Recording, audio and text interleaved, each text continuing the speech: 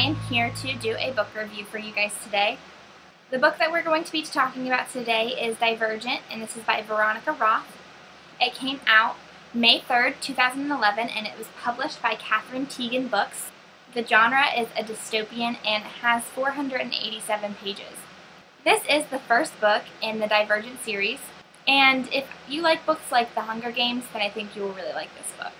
First off, I just want to say that I gave this book an A+ and 5 stars, so it is really, really good. You should definitely check it out.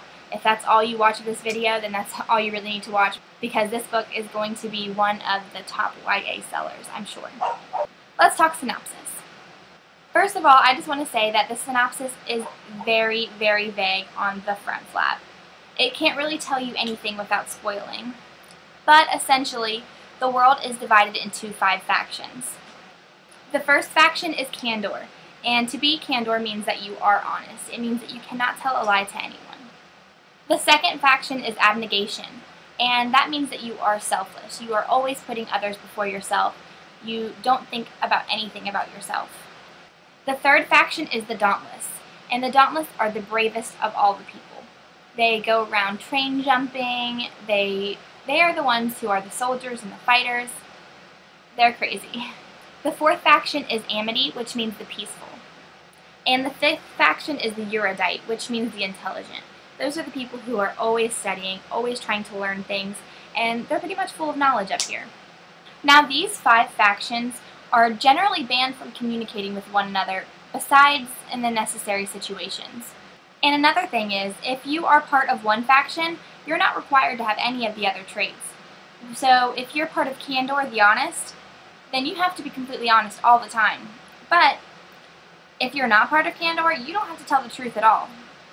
Now, Veronica Roth makes a very cool reason as to why this is so, but I'll let you guys figure that out for yourselves because it's really cool. The main character is a girl named Beatrice, and she's a part of abnegation, which is the selfless.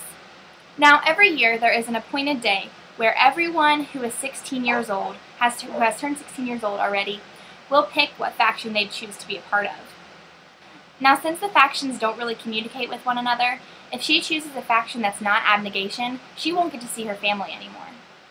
The only problem is that Beatrice does not feel selfless. She is constantly thinking of herself, even though she really, really tries to put others first. And then Beatrice learns a deadly secret about herself. And this secret makes choosing between her family and her heart that much harder. And when I first picked up this book, I kind of thought it was going to be about the events that led up to choosing which faction she wanted to be a part of, and I was kind of worried that it would get pretty predictable. But she actually chooses her faction in one of the first couple chapters, and the rest of the book is about dealing with that choice. And let's just say it goes in a way that I really, really didn't expect. So now that you guys have a little bit more of an idea of what this book is about, let's talk about the characters. So as I've already said, Beatrice is our main character. She's part of abnegation, which is the selfless.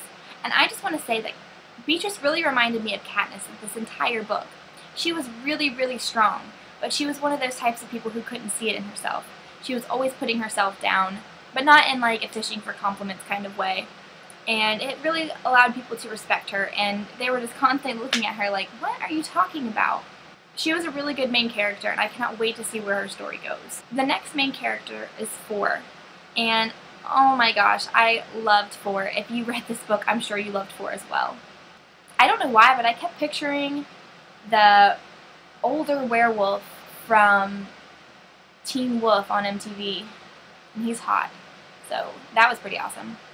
But his character develops in such a way through the book that it is just like phenomenal. It is one of the things that made me really like the book, just the way that the characters start off and where they get to the point at the end. Now, while Four and Beatrice are the main characters in the book, there were a lot of supporting characters that really made the book amazing. The great thing about the supporting characters is that they were in the book enough to where you really got to get a feel for them, but they were not in it so much that they took away the story from the main characters, because I've been reading a lot of books that did that. Okay, now that you know a little bit more about the main characters, let's talk plot. This plot was extremely developed. I absolutely loved it. There was so much history behind it. It was quick moving, but it didn't feel like you were getting a lot of information at once, except in the beginning when it's talking about all the factions. I kept having to go back and check, like, oh, what is Candor? Oh, what is Dauntless? But after I got used to all the names, it was really easy for me to keep up, but it's a complex history that you really have to think to understand, and I really liked that because it wasn't just some cookie-cutter YA book.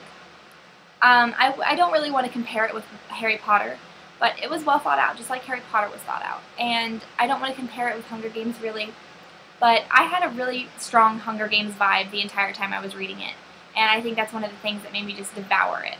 You can really tell that Veronica Roth did not just sit down and be like, what do I want to write about today? And start writing. It was a planned out novel, and I loved that. So that was my review over Divergent by Veronica Roth. If you like this book, or if you plan on reading this book soon, comment in the down bar. I'd love to hear from you. Mischief managed.